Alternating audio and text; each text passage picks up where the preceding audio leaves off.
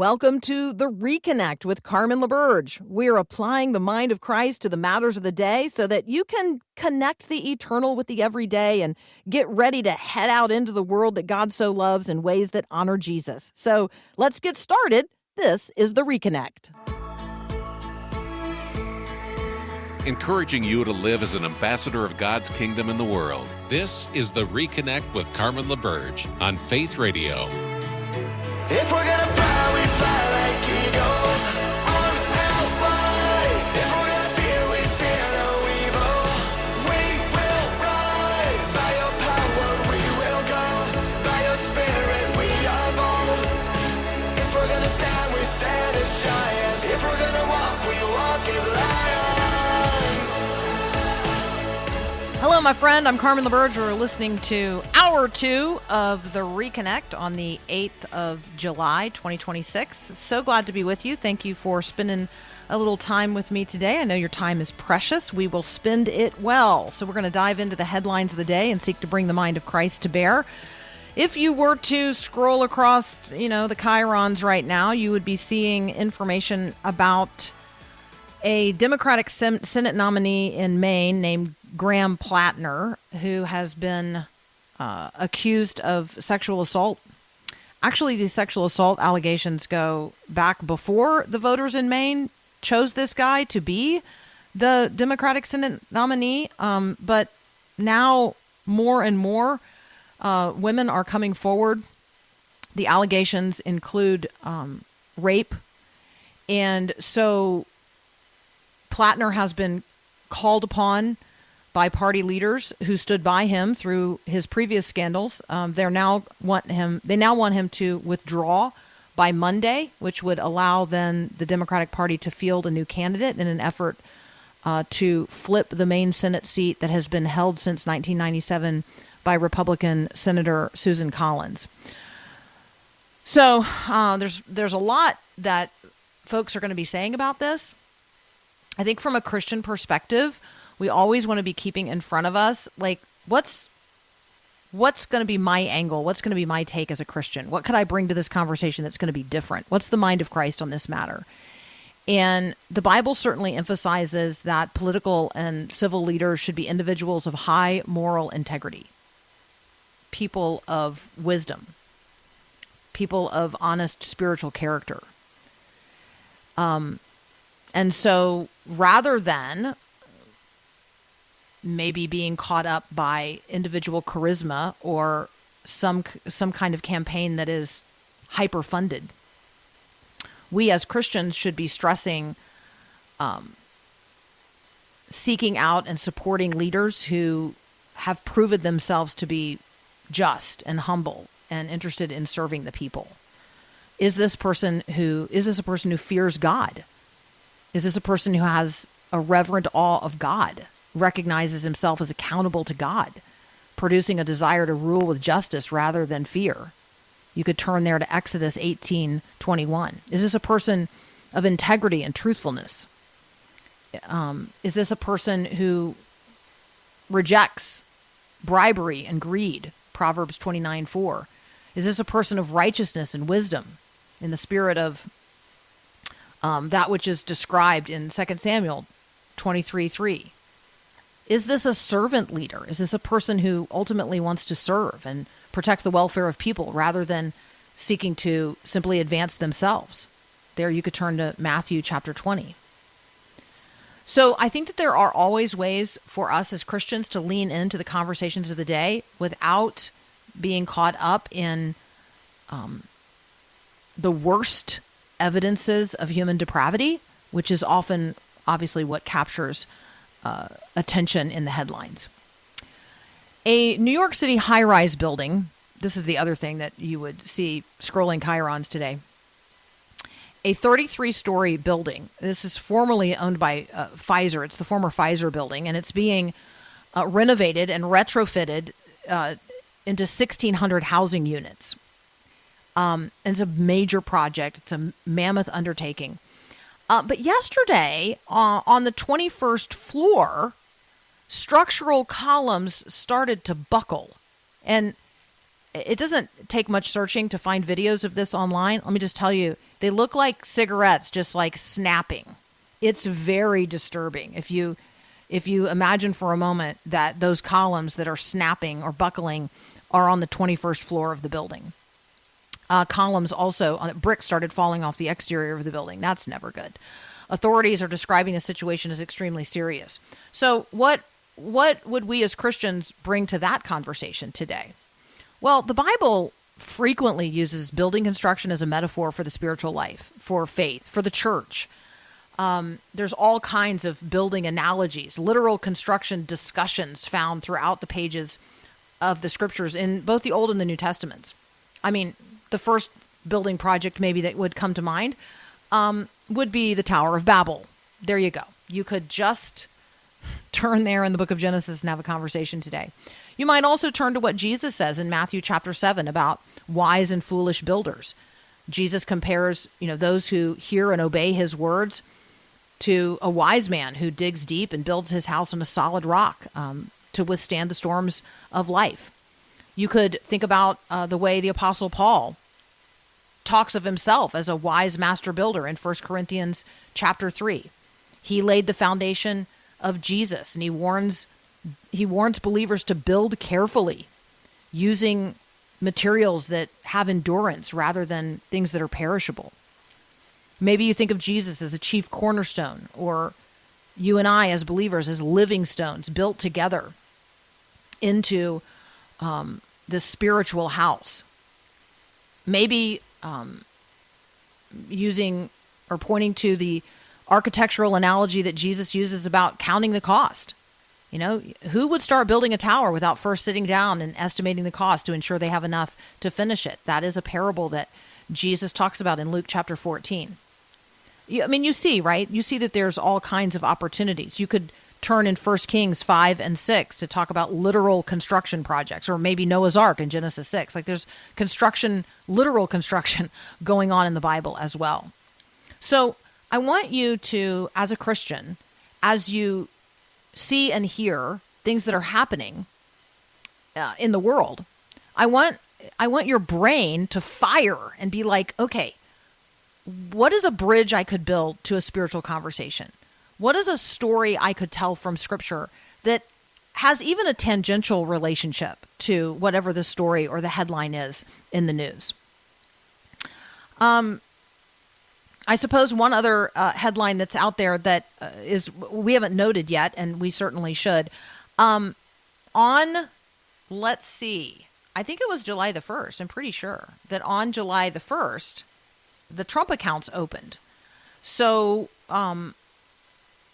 Wall Street's opening bell actually rang from the Oval Office on Monday, celebrating, the July 4th launch of what are called 530A IRA accounts, also known as Trump accounts. These are tax-advantaged accounts for people under 18, and they include $1,000 of seed money from the federal government for babies born during President Trump's second term.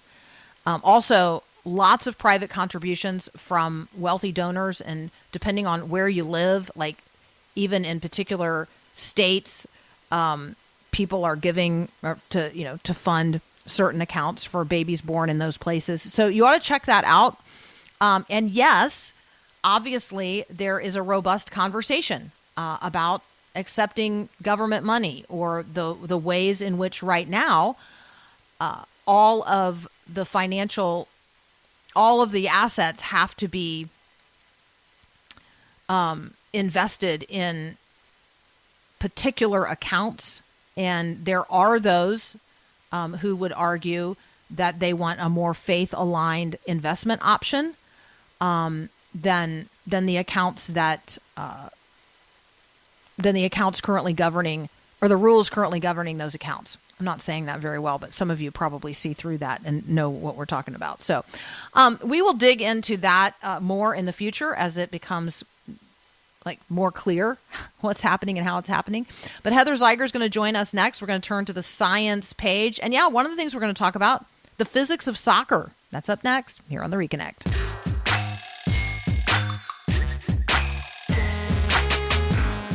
Heather Zeiger is back, and so we can turn to some science headlines. Heather's a freelance science writer out of Dallas. She's a research analyst with the Center for Bioethics and Human Dignity, and we love talking with her. So, Heather, welcome back to the Reconnect. Hi, Carmen. It's good to be back. So I want to talk about the physics of soccer, but I think we should start with the spud cell because I think that the spud cell is one of those conversations that gives us an opportunity to talk about life, what constitutes life, and whether or not something biological can be synthetically, quote, created. So what is the spud cell, and what are some of the ethical conversations we could have about it from a Christian worldview? Yeah, so just to give you a little background, this team of researchers at the University of Minnesota developed a synthetic cell. It's a very simple cell, but it does a lot of the stuff that actual natural cells do. So it's called a spud cell because it kind of looks like a potato. Like, and if you, there's some pictures, like the New York Times has a nice picture, and it kind of looks like a potato. So it's also looks like a potato because it's a very simple cell. It's not complex like the cells in the human body. It only has about 36 genes, while the human body has something like 20,000 genes. E. coli has something like 4,000 genes. So this is a very simple cell. This isn't like the same level of complexity. But here's what's interesting about this cell. This is not the first quote-unquote synthetic cell that has been made, but it is the first one that can do things like divide or reproduce. So it consumes nutrients, it can grow and develop, and the spud cell can divide and reproduce itself. Having said that, all of these things are very limited. So normally cells can do this over and over and over again, so for hundreds of thousands of generations, or some cells even indefinitely. The spud cell, the synthetic cell, it can only do this for about 5 to 10 generations. So I think the big question here is this cell alive? You know, because cells are alive. Would we say this cell is alive? It has a lot of the hallmarks of cells that do living things, but it is also extremely limited, right? And not only that, but it is also made, it's not truly made from scratch. It's actually made from proteins and from other parts that were taken from other cells. So I kind of think of it like when you buy a Lego kit. So it's kind of like you put together this model from a Lego kit. So in that sense, it is synthetic, but it's not like truly made from scratch. It's more like a proof of concept that you can put together a cell, like from component parts. I think some of the ethical questions, so sometimes when people talk about this field is called synthetic biology, sometimes people ask, oh, well, can you make bioweapons, or what can you do? And yes, those are questions to ask. This is nowhere near that. This cell is very simple. One of the reasons why they want to make this cell is to ask, hey, what is the minimum amount of stuff, whether it's genetics or the cellular machinery, that we can have to actually make a living cell? It's also would allow for the ability to make cells that can do things that natural cells don't do, like maybe you can test some medicines, or it can maybe absorb certain pollutants from the air. So that's kind of what the hot topic is here. That's kind of the debate, is like, is this alive? And what does this synthetic cell mean? And is it truly made from scratch?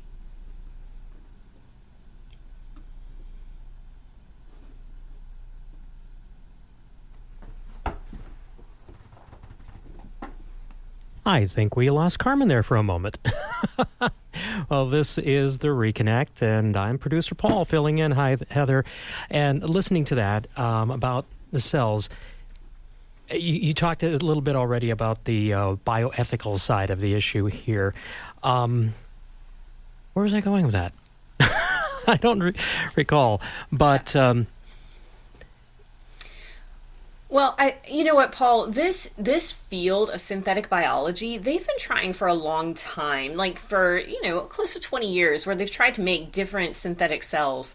And every single time they try to make a synthetic cell, they realize, oh, wow, cells are way more complex than we actually thought, and we need to simplify them, or we need to borrow things from natural cells. So I think some of the research questions are like, is this truly a synthetic cell? And I think some of the bioethical questions are, so what if you do make a synthetic cell? What does this do, and how can you use it? And can you use it in positive or negative ways? Negative ways, like people are always worried about bioweapons or that kind of thing. But I think there's also just, if you're creating a cell that can absorb like pollutants from the air or from the water or something like that, what are the consequences of that? Yeah. Well, tell you what, we're going to take a break and hopefully get Carmen back, but thanks for listening to The Reconnect. Heather Zeiger from the Center for Bioethics and Human Dignity joining us here on The Reconnect. Just take the first step. Just take the first step. I mean, every journey begins with a first step, right? And if you want to hike to the top of a mountain, or if you just want to, make it around the block, it all starts with a first step. Just take one step, a step out the door. Now, the same holds true in the journey of discipleship with Jesus. A relationship with Jesus actually begins with a first step. Sometimes taking that first step can be really hard, right? Well, if you've got questions about what it means to begin a relationship with Jesus, just take the first step. Text the word faith to 41224.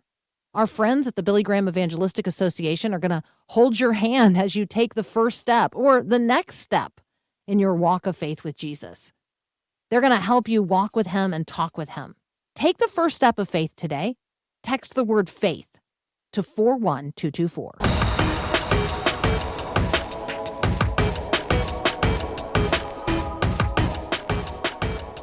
Well, this is, at the moment, The Reconnect without Carmen. I'm Paul, and Heather is with us. Heather Zeiger, a science writer, also part of the Center for Bioethics and Human Dignity, and talking about science, changing topics. I mean, Heather, I don't know if you've been following much with the World Cup. Unfortunately, the U.S. out of it, but it's not just a fun game. There's some science behind soccer, or should we say football, depending on where you are in the world. Yeah, I've been trying to catch a few games, and unfortunately, the U.S. is out, but that's okay. Yeah, I've used soccer to illustrate some physics concepts because it's actually a pretty good illustration of Newton's 3 laws. So maybe, Paul, you remember Newton's first law of motion is that an object at rest remains at rest, or an object in uniform motion is going to remain in motion unless some force acts on it to change that motion. Well, when you kick a soccer ball, that is a force acting on the motion of the ball. So you're changing either, its direction or its motion. So there's a lot of good physics in soccer. Now, I'm going to tell you, the soccer players that are playing, these are elite level soccer players, so they're not thinking all this physics. They've practiced so much that they're doing this naturally. But you can think about the physics. So when a soccer ball is kicked in the air, we call that projectile motion. The ball has both a horizontal and vertical component of its velocity. So anytime you're talking, it's like rocket science, really. It's projectile motion. And then there's the impact of your foot on the ball.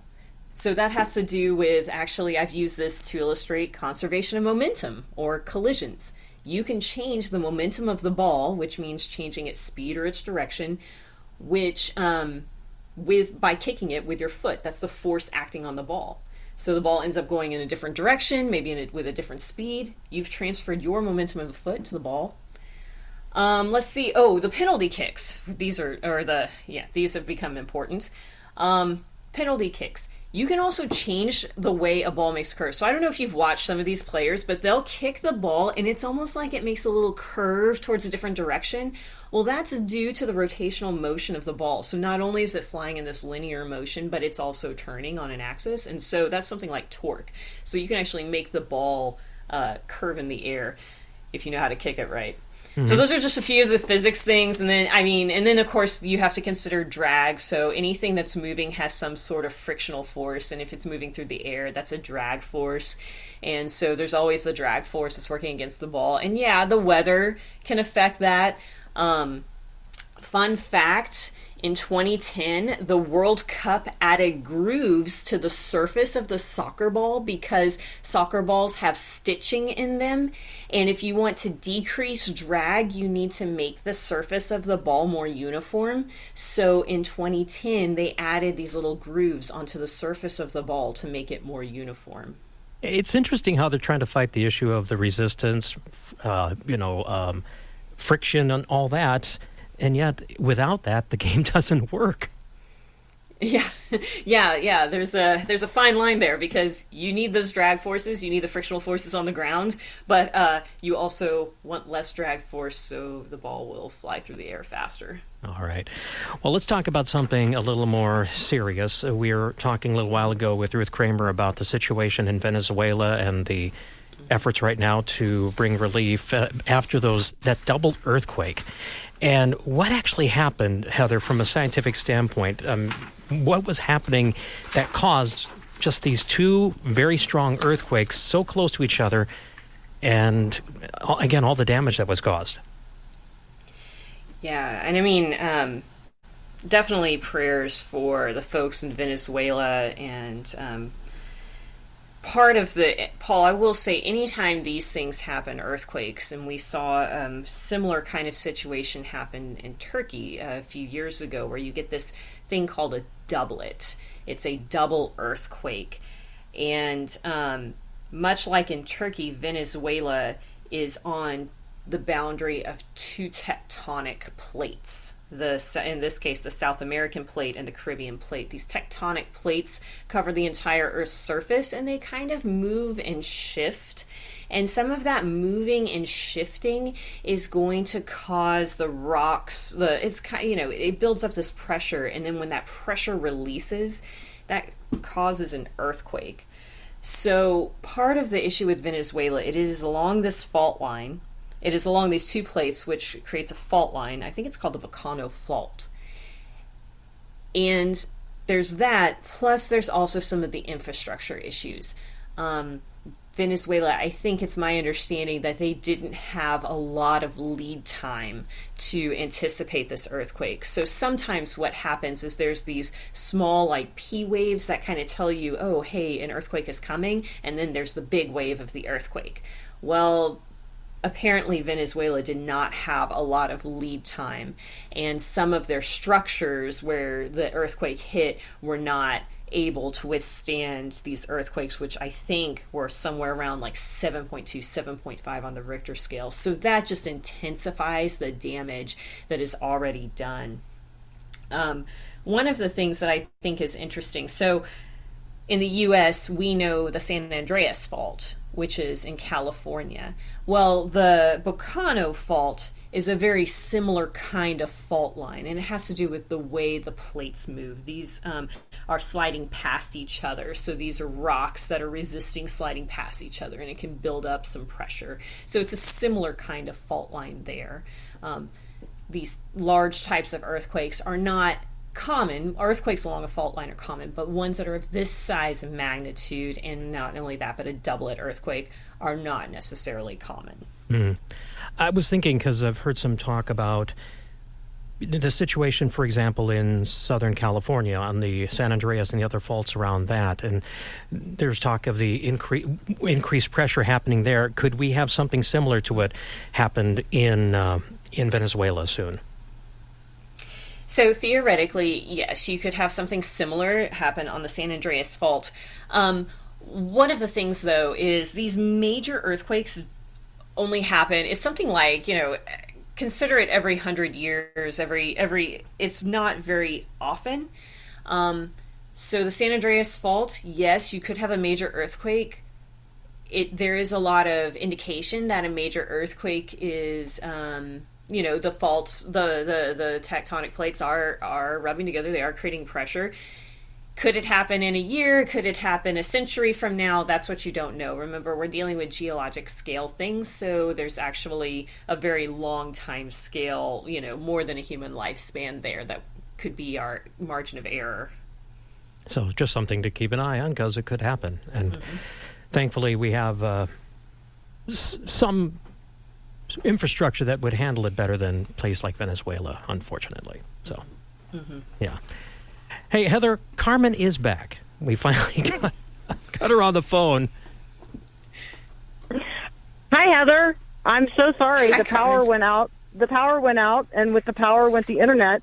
So I'm standing in the driveway where I have cell coverage, Oh, wow. Okay. which I'm thankful for. All right. So, what have we not talked about? Did you guys already talk about the physics of soccer? And We I did, missed it. yeah. Oh, fantastic. Well, what else is on your radar that you feel like we need to talk about today?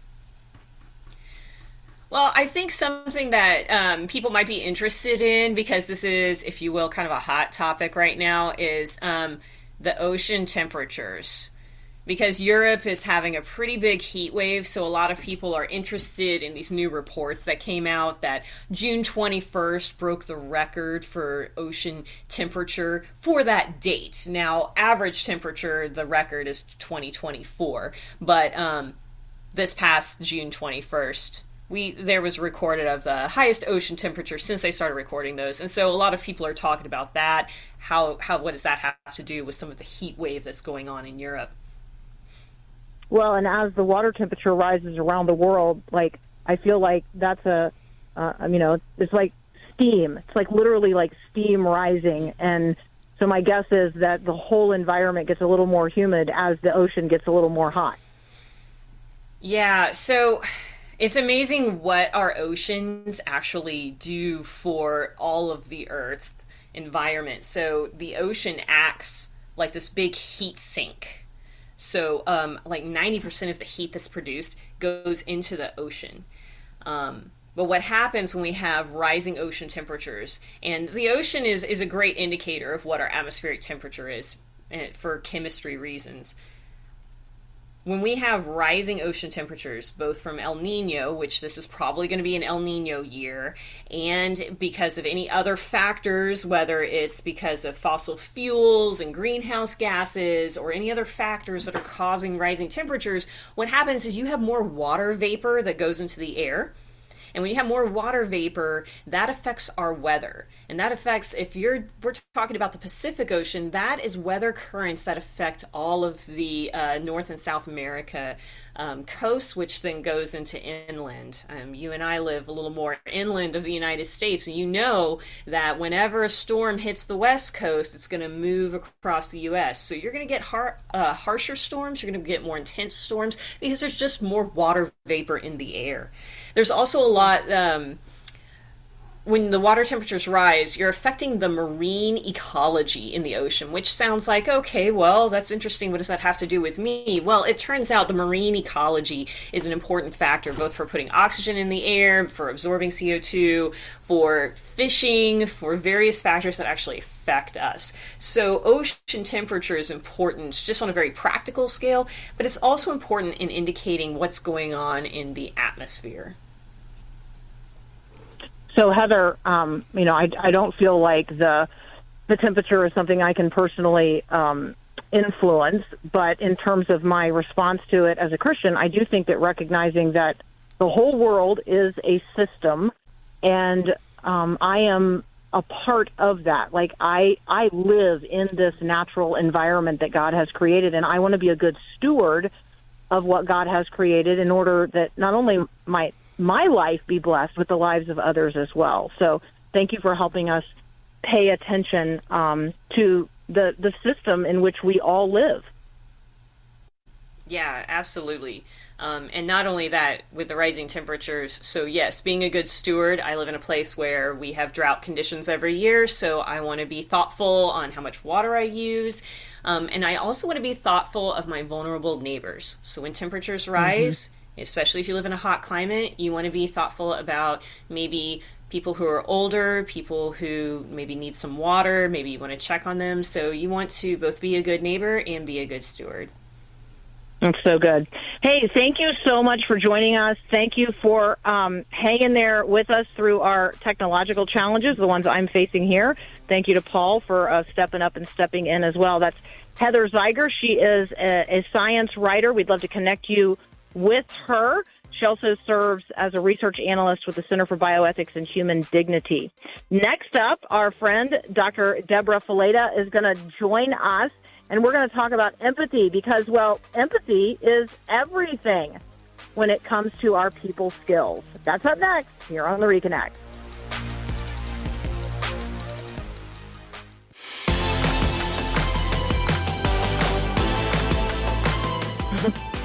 Well, we're having one of those days where I live, and so I'm with you on the phone today. If it sounds a little different, I'm Carmen LaBerge, and I'm coming to you live from the side of a lake. And so if there's a boat that passes by in a minute, you may hear it. Our friend Debra Fileta is joining us as well. She is the host of Talk to Me. It's a show and a podcast that you can get right here at the Faith Radio Network. We're talking with Debra about people skills. Your relationships are only as strong as your skills. Debra, welcome back to the Reconnect. Hi, Carmen. It's good to be back. It's wonderful to talk with you today. We are going to bring Chapter 8 into focus, and we're going to talk about empathy because you argue empathy is everything. So maybe we should start with a definition. What is empathy, and maybe how is that different than, just being polite? Yeah. Empathy is such an important people skill. I think it paves the way for so many different things for us as Christians, but specifically forgiveness when we're struggling with hurt. But I would say the definition of empathy is being able to feel and experience what someone else might be feeling and experience, to be able to put yourself in their shoes, see from their perspective, simply put, to see outside their window of life. And it's actually a skill. I think sometimes people assume that we're just born with the ability to have empathy. But if you think about it, looking through someone else's perspective is actually not natural. We're not wired that way. We're wired for sin. We're wired to be selfish. We're wired to look out our window and our window alone. And so that's why I say it's a people skill, because it's something that can actually be learned. Okay, well, let's talk about how you would go about learning empathy. Like what would the process look like, or what might a practice be, or a conversation we could have with a child if what we're trying to do is help each other develop this skill of empathy? Yeah, a question I'm always bringing up to my kids is, how might they be feeling in this experience? What might they be thinking in this experience? How might they be interpreting this situation? So not only do they process their feelings, but then I want them to start to think about how could this have made other people feel? How could this have made your sister feel? How could this have made your brother feel? What might they be experiencing when this happens? This is a really important question for us to ask as we're interacting with people, especially in conflict and difficult situations. There's a story that we learn in counseling graduate school about this young girl, a college-age girl, who had a really difficult relationship with her naysaying father. He was negative, critical. He was always kind of, saw the glass half empty, and they struggled through most of her relationship. So she carried a lot of hurts. And one day he was driving her home from college, and she was hoping to use that time to connect with him. But the whole time he complained about how terrible the river looked out his window, and it was littered and gross. And she was just so disappointed. And years and years later, after her father had passed away, she was making that same drive to bring her daughter to college. And this time she was in the passenger seat. This time she was in the driver's seat. And she looked out her window, and there were two rivers. There was one on her side and one on the other side that he had originally been looking out of, that was littered and gross and awful. And for the first time, she thought, man, I've never really looked out his window. I've never really thought about his perspective. For example, I've never thought about their pain. I've never thought about their trauma. I've never thought about their difficult experience that might be leading them to act the way that they're acting. Listen, Carmen, our trauma doesn't excuse us, but it certainly does explain us. And it's often really helpful for us when we're hurt by people to start to look out their window and see how God might use that to change our hearts, to usher us into forgiveness. That's so good. We're talking with Debra Fileta. We're talking about people skills. Your relationships are only as strong as your skills. We'll send you the link to the book on the text line, 877-933-2484. One of the things that you talk about is technoference. What is that? How is it harming us? And I mean, if real empathy requires me to read body language, maybe be in a position to truly tune into somebody else, if I'm a screen-first person and I live in a screen-first culture, it feels like technoference and empathy are going to certainly be competing with each other. Yeah, I would agree with that. That's a really good point, because when we're on our devices, and even just the idea of social media, you get online with the purpose of serving self. So much of our online experience, whether we're shopping on Amazon, whether we're searching Google, whether we're watching a YouTube video we like, the goal is self. What do I need? What do I feel? What do I want? It's all about me. What's my perspective? What do I want to share? What do I want to post? And I think when we live in that long enough, in that atmosphere, we just become wired to step out in the world with that same lens. What do I feel? What do I need? What do I want? What do I desire? Instead of being focused on others.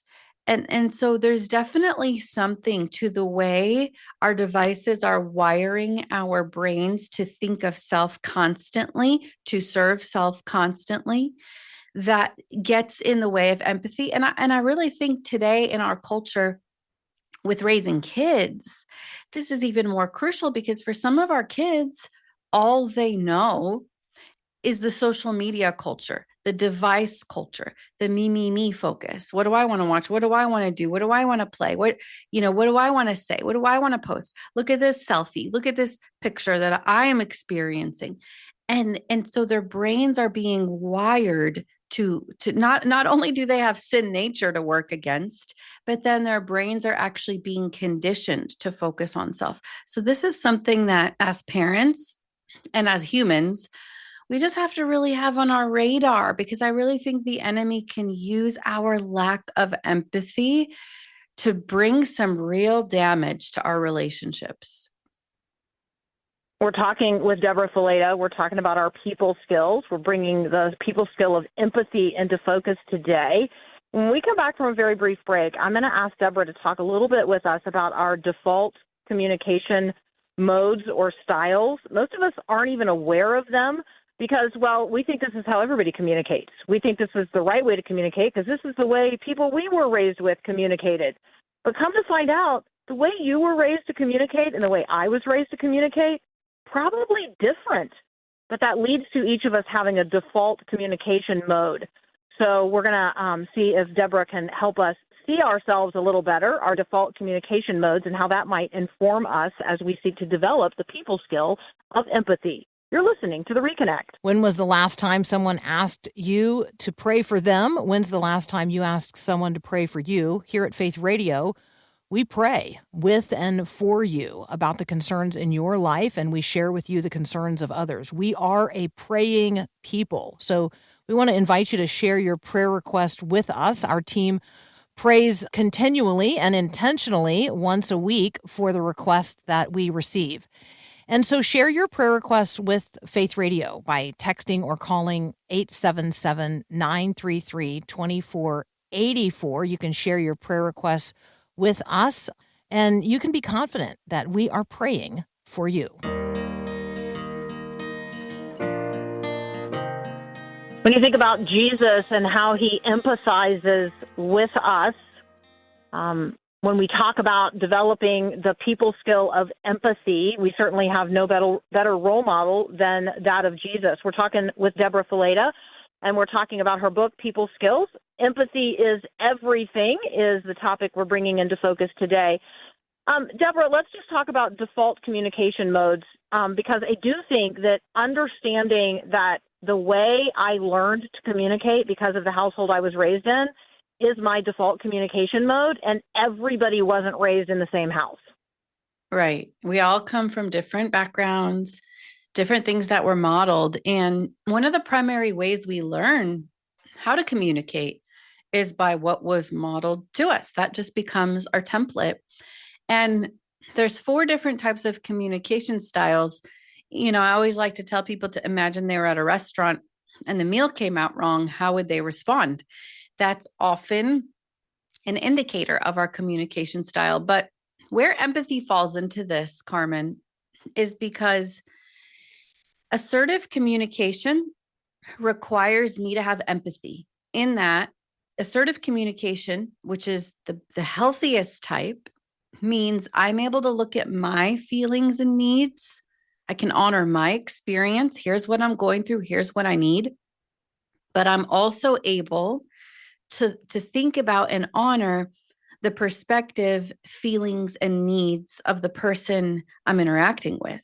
Not only am I able to focus on my feelings, needs, and experiences, but I can also focus on yours. I can understand yours. I can contemplate yours and honor your experience.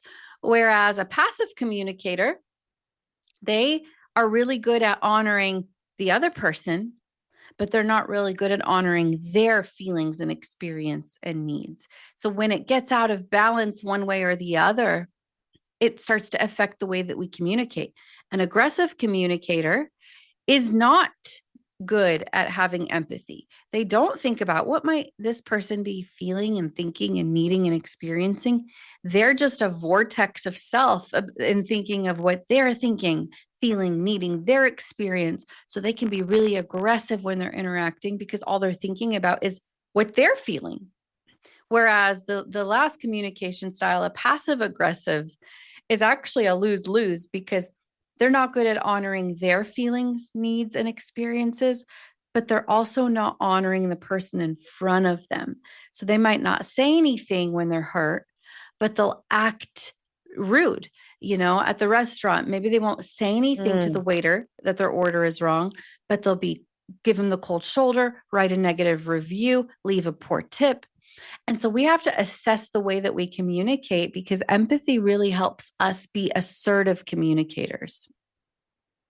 Okay, so an assertive communicator, the order comes and it's not right, and I would say something like, "Thank you so much for this act of service. Thank you so much for what you're doing. I know there's a lot going on and a lot of noise right now, but I specifically asked for this to not be served with butter or whatever. And so could you please bring me one without butter?" Exactly. Is that fair? Is that kind of an assertive way? I'm asserting that I need this to not have butter on it. Right. I'm telling you my feelings and needs, but I'm also really aware of your feelings and needs. I'm aware that the restaurant is busy. I'm aware that there's a lot going on right now. I'm aware that I'm sure you're stretched and pulled in a million different directions. And I'm even aware that this might have not been your mistake. Right. But you're not even the person that puts the butter on the stuff. Yeah. Exactly. Yeah, but exactly. Here's what I need. So I can honor you and I can honor what I'm experiencing, your experience and my experience. I think that is something that a lot of people don't realize is possible. I can honor your experience and mine, even if they're differing experiences. Absolutely. And it's what Jesus calls us to do. When you mentioned Jesus, Carmen, I think about him as the greatest example of empathy and how he's always aware of what others are thinking, feeling, and experiencing. Obviously, because he's God, but because he has the skills, he has the best people skills. Even when dying on a cross, hurt by people, betrayed by them, he was able to say, "Father, forgive them, for they know not what they do." Let me put myself in their shoes and realize they are blind, they are lost, they are in need, and they don't know what they're doing. He was able to put himself in their shoes and see out their window. And that paved the way for forgiveness.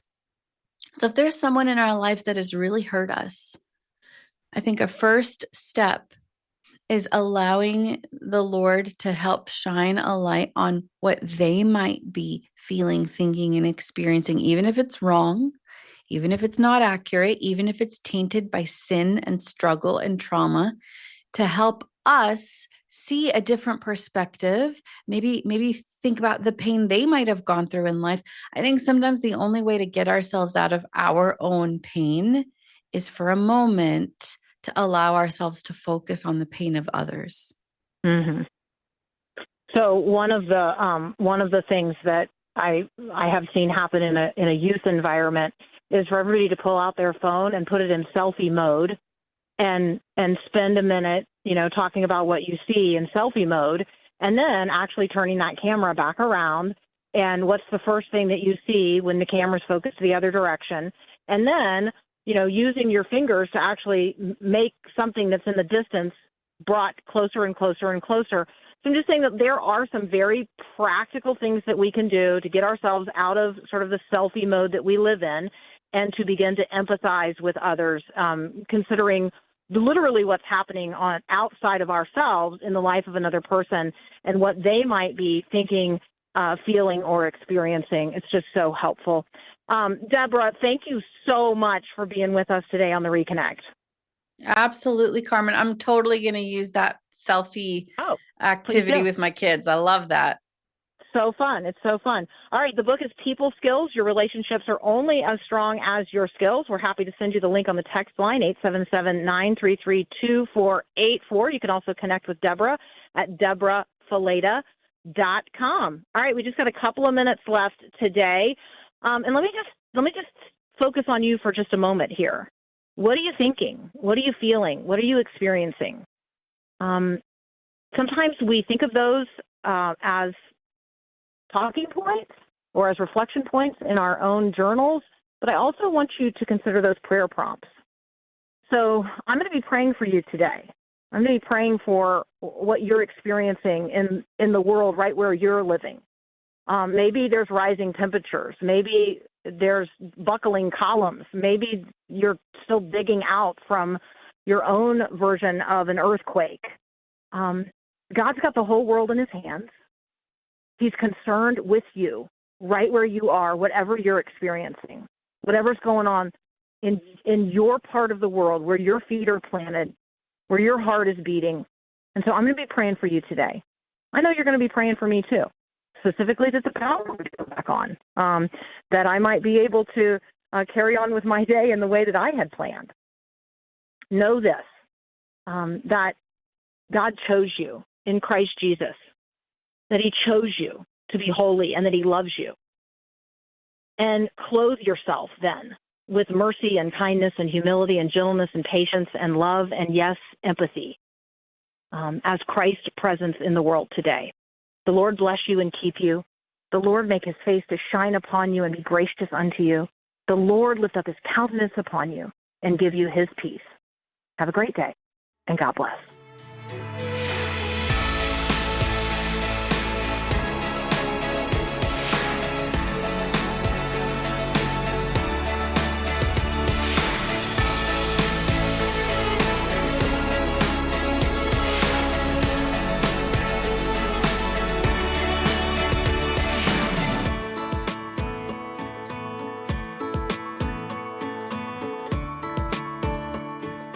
Thanks for listening to The Reconnect with Carmen LaBerge. Let us know how we can help you more fully reconnect the eternal with the everyday. We want to walk with you throughout your journey of discipleship, so let's connect. You can text us at 877-933-2484 or connect with us online at myfaithradio.com and on all our social media. I look forward to connecting with you as we each seek to reconnect the eternal with the everyday.